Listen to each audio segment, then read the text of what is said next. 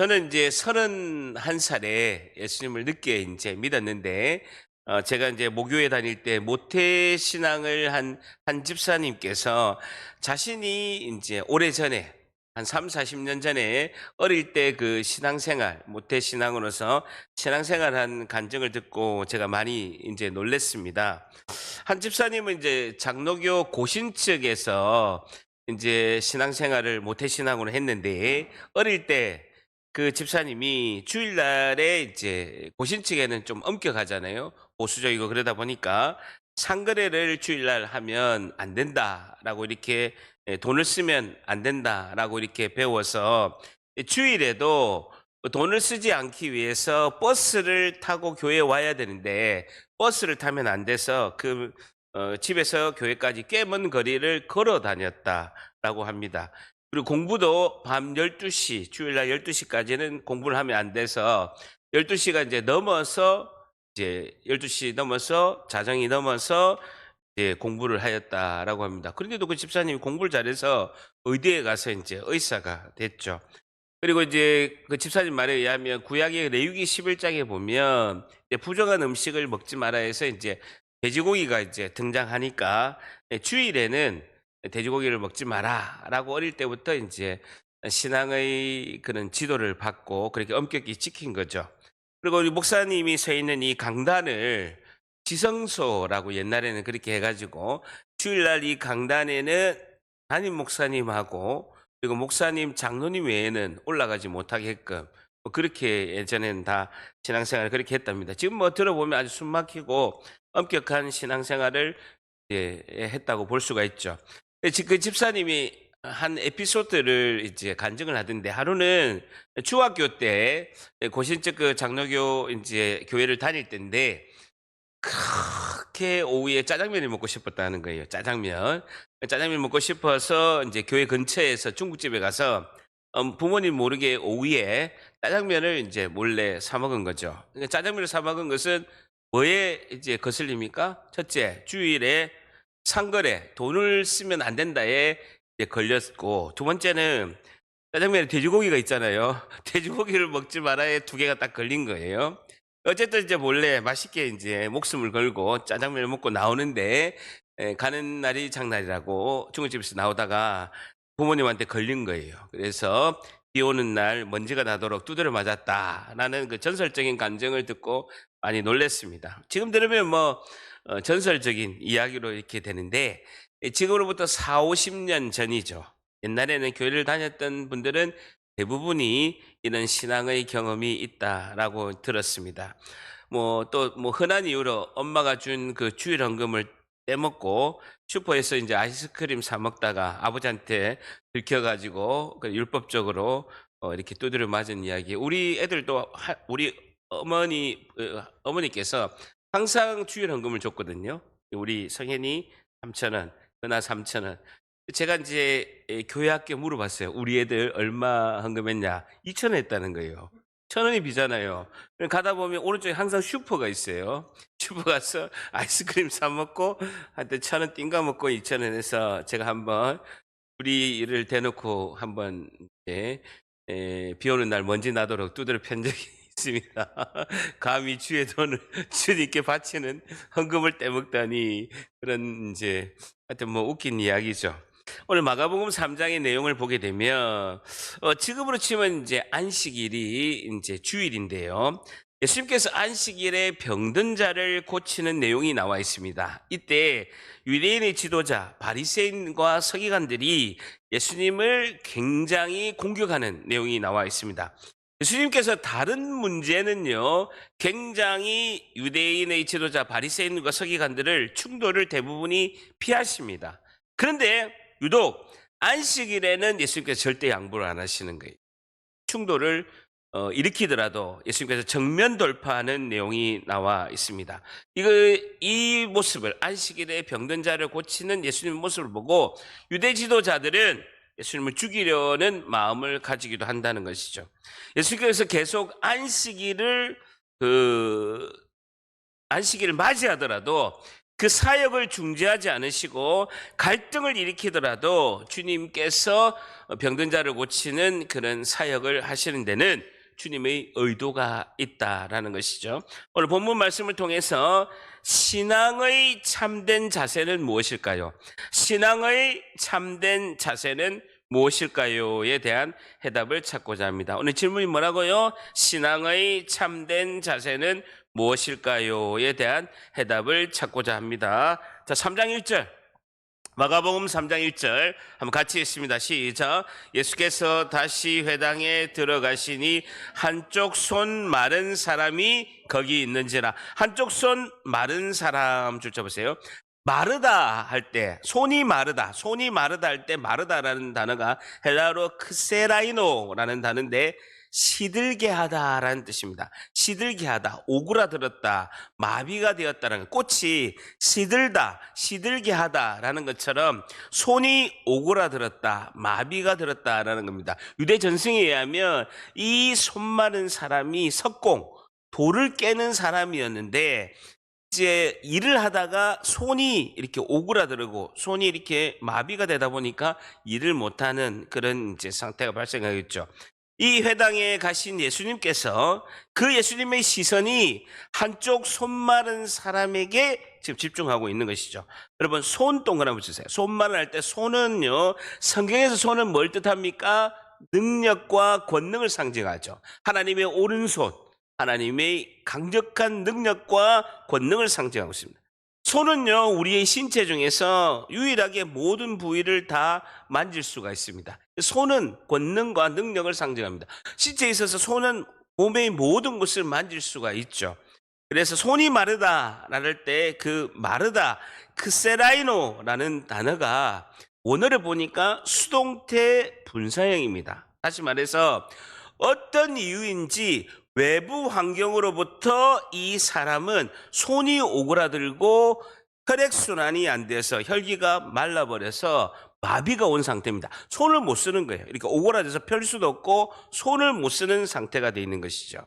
잘 보세요. 영적 의미를 보게 됩니다. 손이 마비가 되었다, 오그라들었다는 것은 능력과 권능이 작동이 되지 않는 거죠. 그래서 영적으로 지금 마비가 되어 있는 이스라엘의 영적 상태를 말하고 있습니다. 외부로서는, 겉으로는 하나님의 율법을 지키고 그 다음에 하나님을 사랑하는 것처럼 자랑하고 있지만 한쪽 손이 마른 사람처럼 영적으로 병들어 버린 바리새인과 서기관을 지금 모습을 이렇게 상징적으로 말씀하고 있는 것이죠. 자, 2절 한번 같이 읽습니다. 시작. 사람들이 예수를 고발하려 하여 안식일에 그 사람을 고치시는가 주시하고 있거늘라고 했죠. 예수님은 유독 안식일 날 병을 많이 고친다는 소문이 났습니다. 그래서 안식일에 예수님이 그런 안식일에 병든 자를, 손 마른 자를 지금 바라보고 있고, 한편으로는 회당에서 이 사람들이라는 것을 뒤에 보면요, 바리새인들을 말하고 있습니다. 종교 지도자 바리새인들이 예수님께서 안식일에 병자를 고치는 것을 지금 보고 고발하려고, 율법을 어겼다라고 고발하려고 준비를 하고 있는 것이죠. 자, 보세요. 2절에 사람들이, 뒤에 보게 되면요, 그 사람을 고치는가 주시하고 있거늘이라고 말씀하고 있습니다. 이 바리새인들은 이 불쌍한 손 많은 사람을 도와주기 위해서가 아닙니다.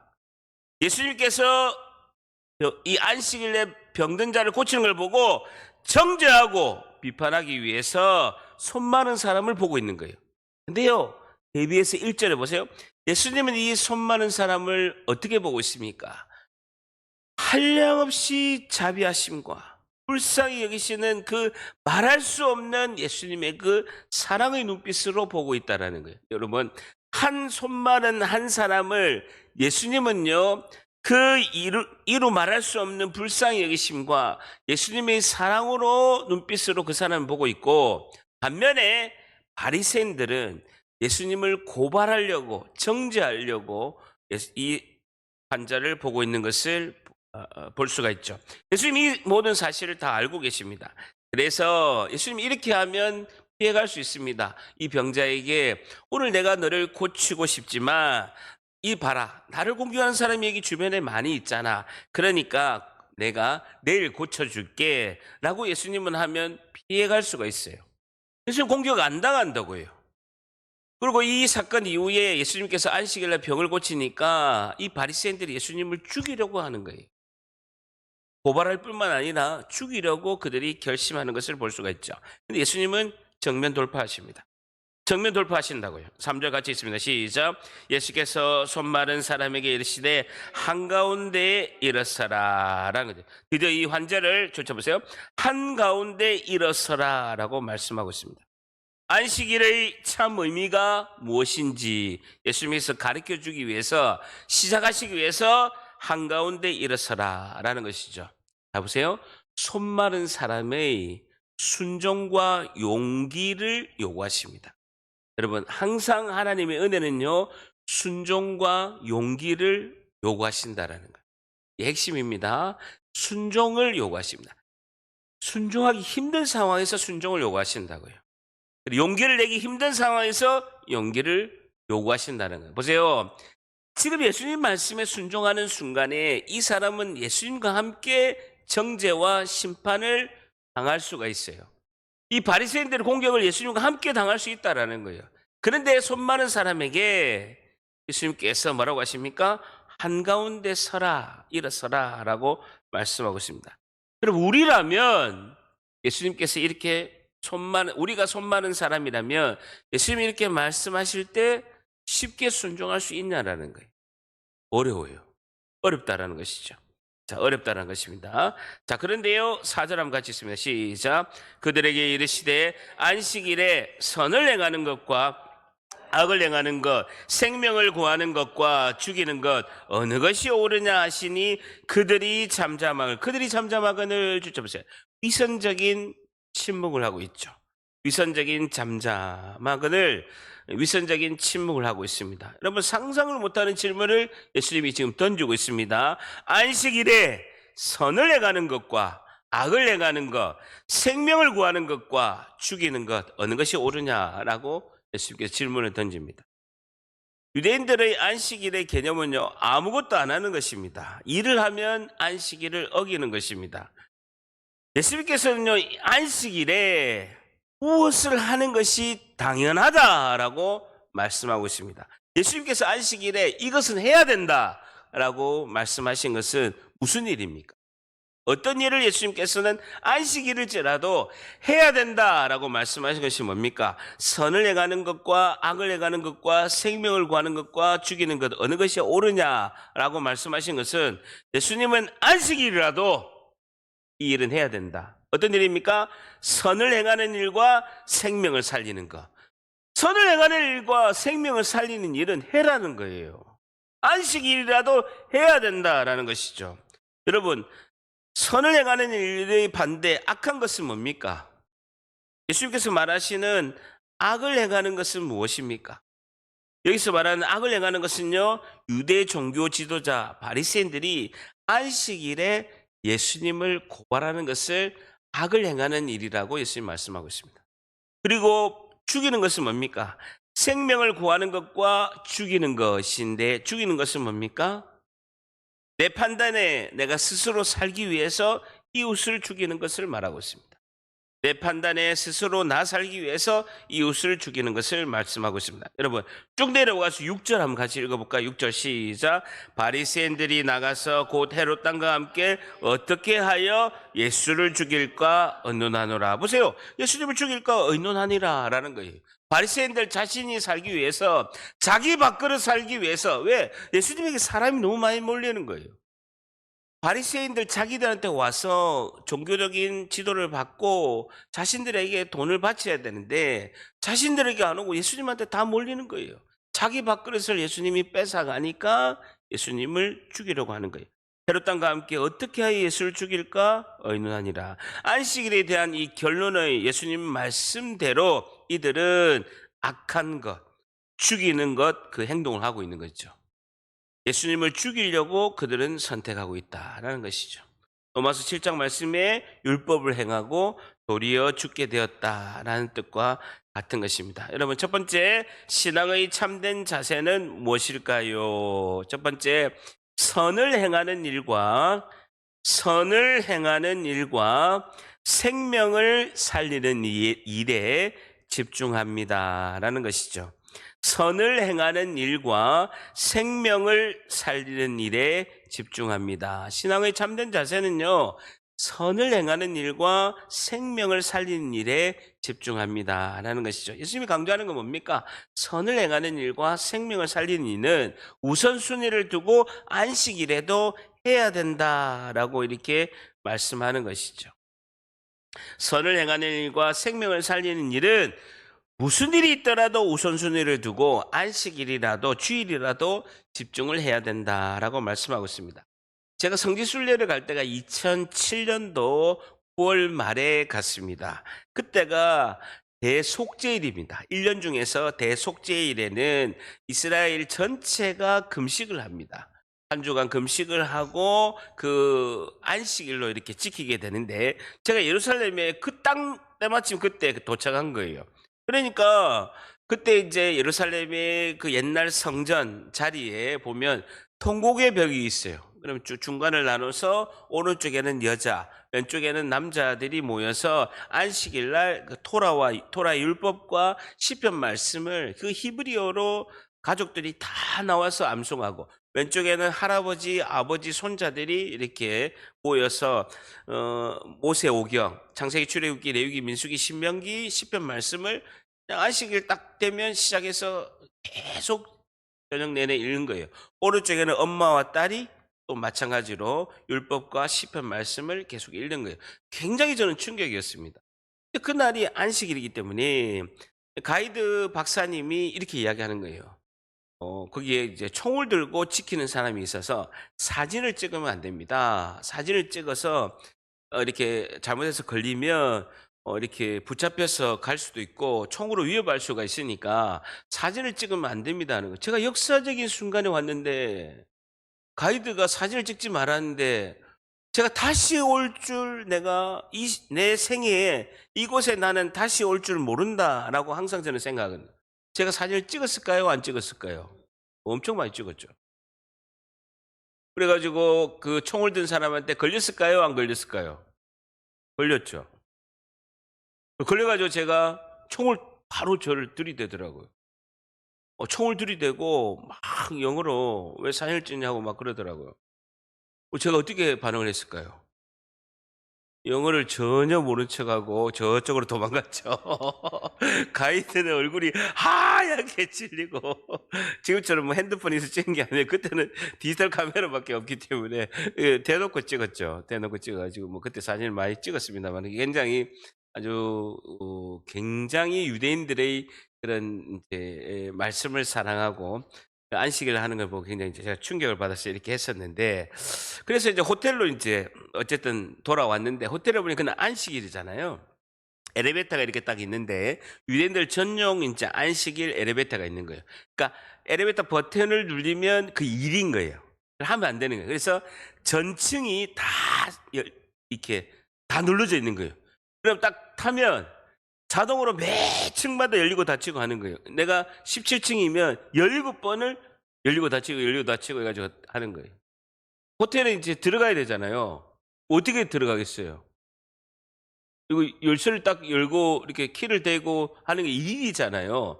호텔 안에 들어가면 불을 켜야 되잖아요. 그것도 일인 거예요. 그것도 안식일에 못하게 돼 있는 거예요. 어떻게 하겠어요?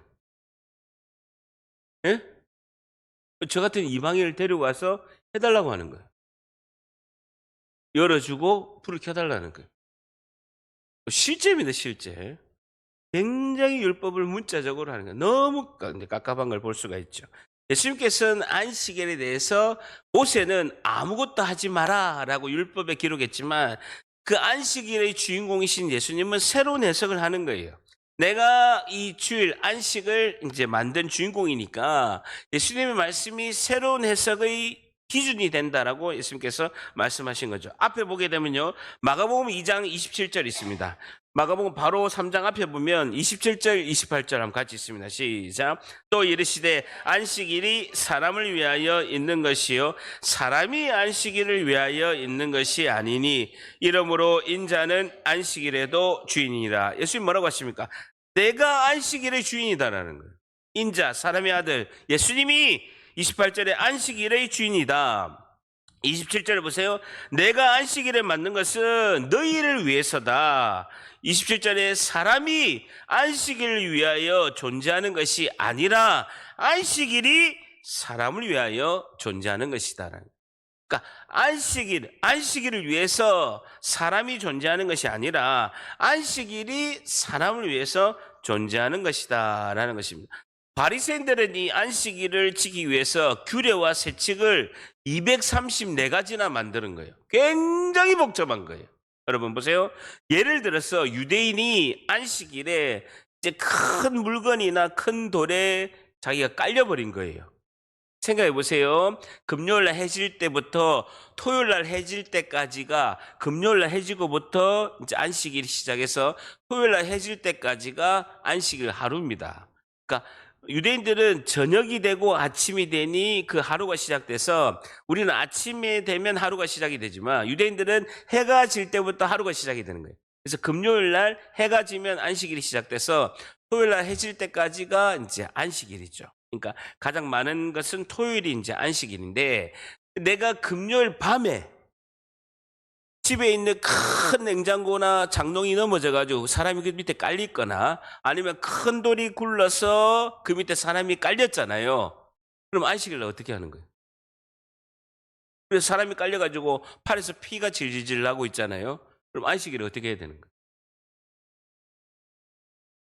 안식일 규례는 뭐라고 나오냐면요, 죽지 않도록 피를 치열하고 목요일날 해가 지면 그 장롱과 가구와 냉장고를 드러내고 그 다음에 그 돌을 치워야 된다라고 규례에 나와 있는 거예요.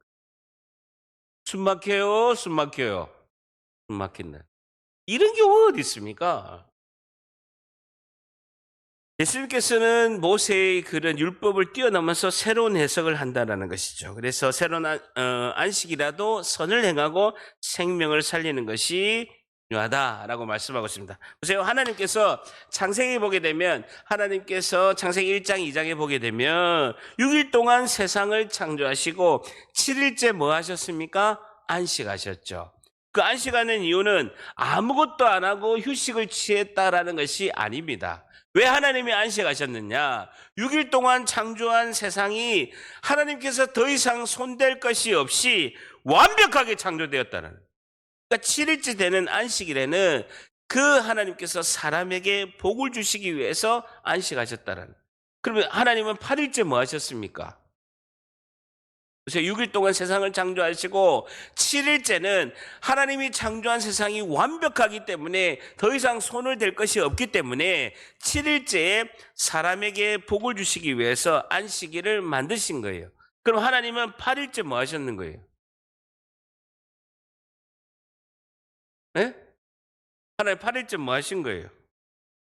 신학을 공부한 김 전도사님, 하나님 8일째 뭐 하신 거예요? 8일째 하나님 안식하셨죠. 9일째 뭐 하신 거예요? 안식하신 거예요. 안식을 왜 하셨어요? 복을 주신 거예요. 우리에게 복을 주신, 사람에게 복을 주신 것이죠. 우리는 반응이 뭡니까? 주일, 안식일. 주일은 하나님이 복을 주신 하나님께 집중하는 날이다라는 것이죠. 그래서 안식일은 지금은 주일인데, 주일은 무슨 날이다? 주님께 집중하는 은혜의 날이다라는 것이죠.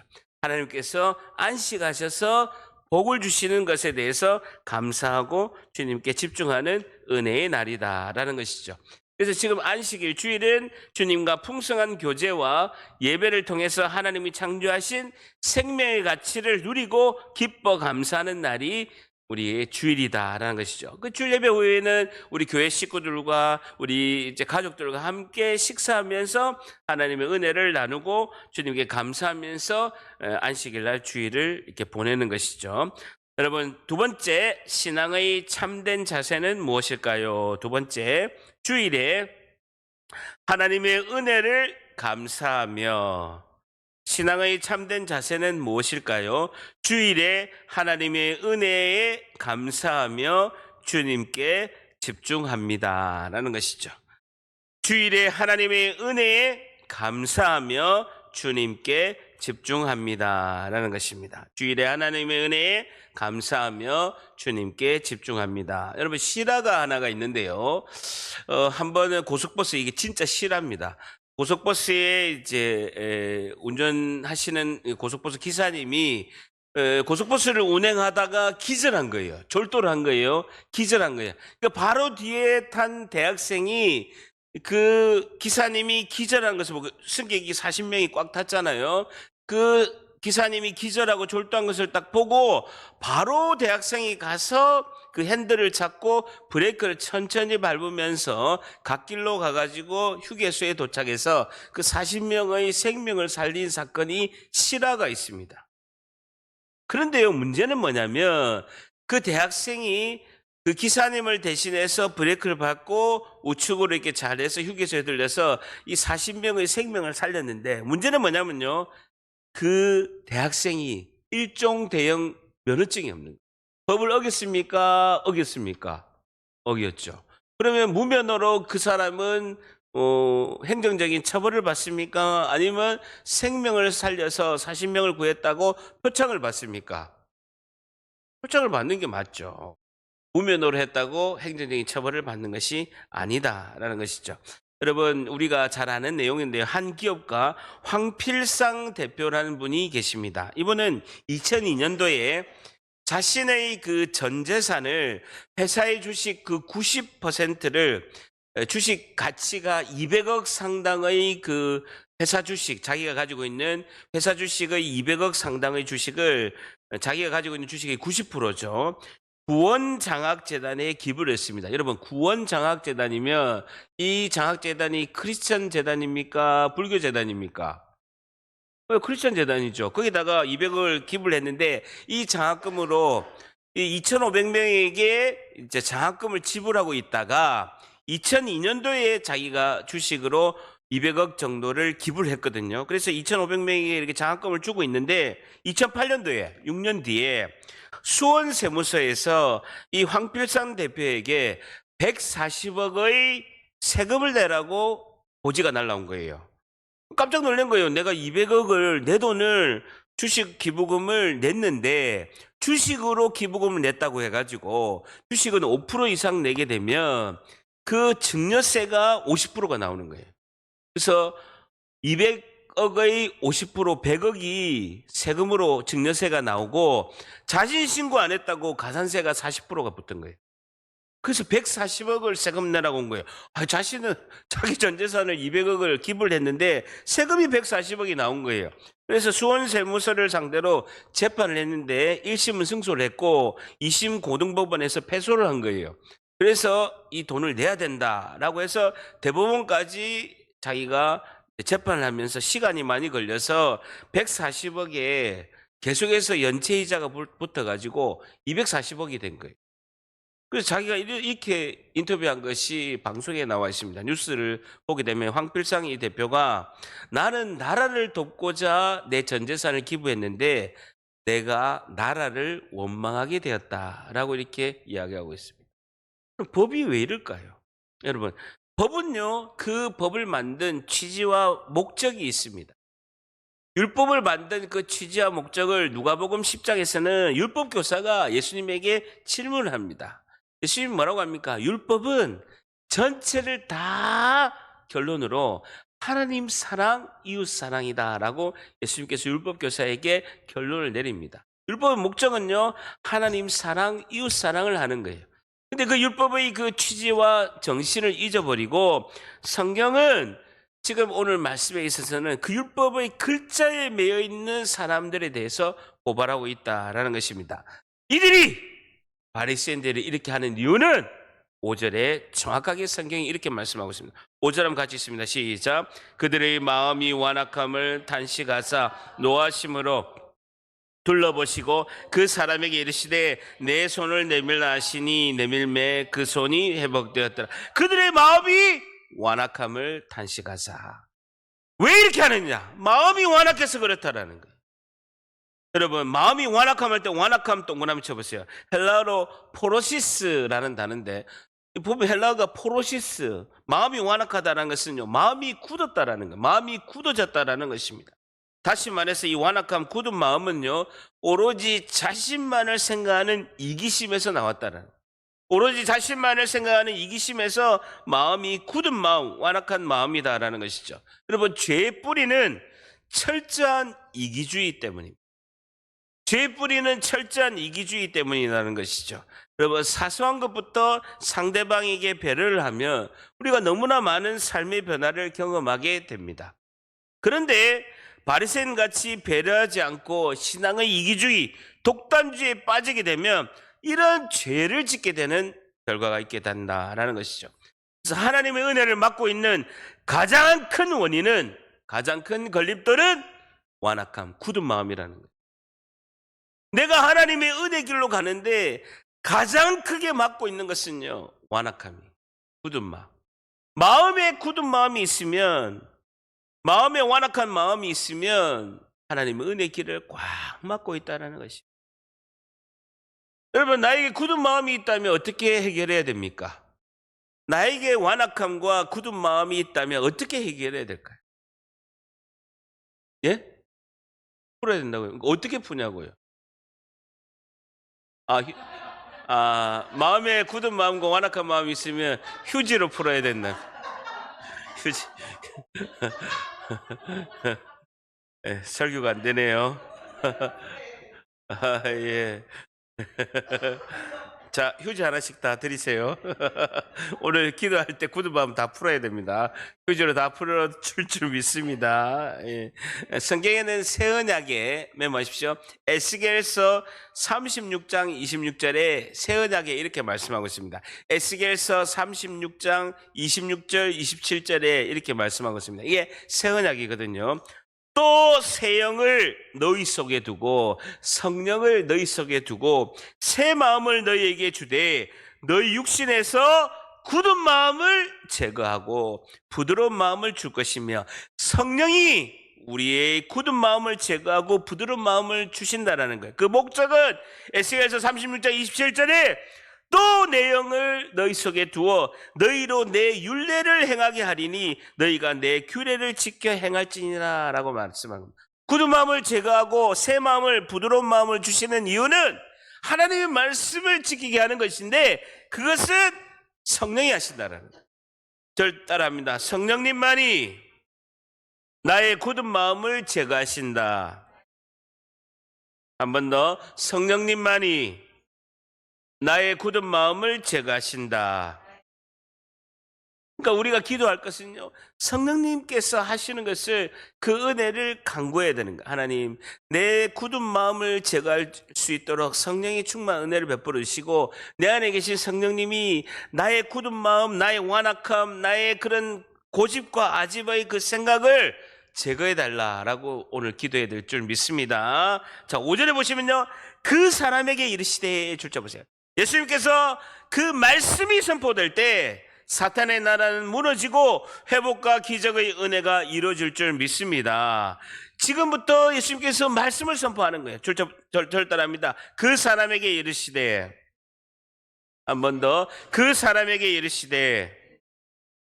예수님의 말씀이 선포하는데 그 내용이, 줄자 보세요, 내 손을 내밀라 하시니 라는 것입니다. 줄자 보세요. 내 손을 내밀라 하시니. 저를 따라합니다. 내 손을 내밀라. 한 번 더. 내 손을 내밀라. 오늘 주제의 말씀, 오늘 말씀의 주제가 내 손을 내밀라라는 것입니다. 여러분, 예수님께서 이 손 마른 환자에게 내 손을 내밀라라고 말씀이 선포되는 거예요. 이 예수님의 말씀이 선포될 때 사탄의 나라가 무너지고 하나님의 그 기적과 놀라운 은혜가 시작이 되는 거예요. 예수님 말씀이 선포되는 순간에 그 영적 세계가, 그 놀라운 기적의 역사가 진행이 되는 것이죠. 근데 그 말씀이 뭐냐면요, 내 손을 내밀라라는 것입니다. 여러분, 손 마른 이 환자가 예수님께서 내 손을 내밀라 할 때 순종하기가 쉬웠을까요? 어려웠을까요? 어렵다는 거죠. 왜냐하면 예수님을 고발하려고 바리새인들이 지금 눈을 부라키고 보고 있는 거예요. 예수님과 함께 고발 반드시 당하고 예수님과 함께 반드시 핍박당하게 됩니다. 그리고요, 이 손 마른 환자는 손을 내민다라고 해서 병이 나을 거라는 확신이 보장돼 있지 않은 거예요. 손을 내밀었을 때, 자신이 옹크라진 손을 내밀었을 때 반드시 병이 낫는다는 보장이 없는 거예요. 그러니까 자기가 손을 내밀었을 때 병이 고쳐질지 안 고쳐질지도 모르고, 두 번째는 손을 내밀었을 때 예수님과 함께 핍박당하고 예수님과 함께 고발을 당하게 됐습니다. 반드시. 그러면 굉장히 힘듭니다. 이 손 마른 환자는요, 자기의 전통적인 생각과 자신의 경험, 이성의 생각, 인지자각의 그 생각이 벽으로 꽉 지금 쥐고 있어요. 근데 지금 이거를 본인이 돌파해야 되는 거예요. 여러분, 제가 주일날 설교할 때 말씀했죠. 하나님은 우리에게 큰 은혜를 반드시 주시는 기회가 몇 번 있다라는 거예요.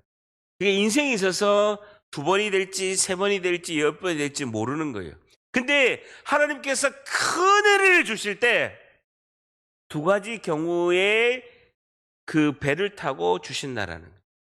첫째는요, 모험이고, 두 번째는 뭐라고요? 고난이라는 거예요. 모험이라는 그 상황을 주시고 그 결과에 대해서 주님은 큰 은혜를 주십니다. 그리고 고난이라는 큰 벽을 주시고 그 고난의 뒤에 큰 은혜를 숨겨두시는 거예요. 여러분, 모험과 고난을 통과해야 되는 거예요. 그렇지 않으면 주님이 일생에 있어서 큰 은혜를 베풀어 주신 것을 받지를 못합니다. 여러분, 저도요, 모험의 상황이 많이 있었습니다. 가장 돈을 많이 벌 때, 건설회사 있을 때 그만두라는 거예요. 선교기관으로 가라. 굉장히 어렵습니다. 월급도 적고요, 일은 많고, 가족과 떨어져 있어야 되고, 혼자 원룸에 그 2평 되는 방에서 있어야 되는 거예요. 왜 제가 그렇게 됩니까? 해운대에 큰 집에 돈도 많이 벌고 억대 연봉에 엄청 잘 살았는데, 교회 헌금도 많이 하고 엄청 부자였어요. 그만두라는 거예요. 그 서울에 혼자 2평 되는 방에 원룸에 가서 매주 왔다 갔다 KTX 타야 되고 월급은 200 몇십만 원밖에 안 되고 내 돈 들여가면서 직장생활 해야 되는, 내 인생을 복음을 해야 되죠. 하나님이 예비하신 은혜가 있는 거예요. 고난 뒤에 주님은 큰 은혜를 숨겨두신. 여러분, 손 마른 자는요, 모험을 해야 됩니다.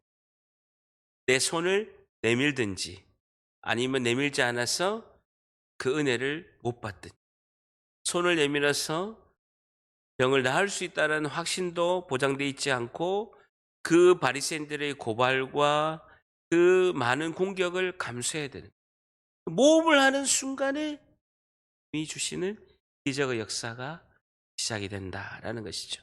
절 따라합니다. 내 손을 내밀라.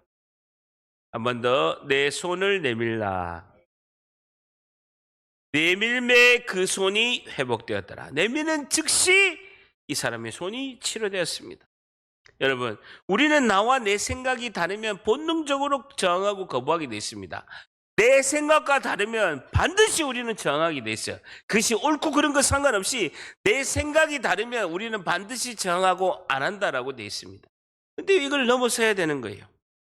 예수님 말씀에 순종할 때 손을 내밀매 기적을 경험하게 되는 것이죠. 여러분, 믿음으로 우리가 하나님의 능력만 알고 그렇게 알더라도 우리가 순종하지 않으면, 우리의 그런 그 순종의 그는 손을 내밀지 않으면 기적을 경험할 수가 없다라는 것이죠. 마지막 신앙의 참된 자세는 무엇일까요? 마지막 3번째, 말씀에 순종하고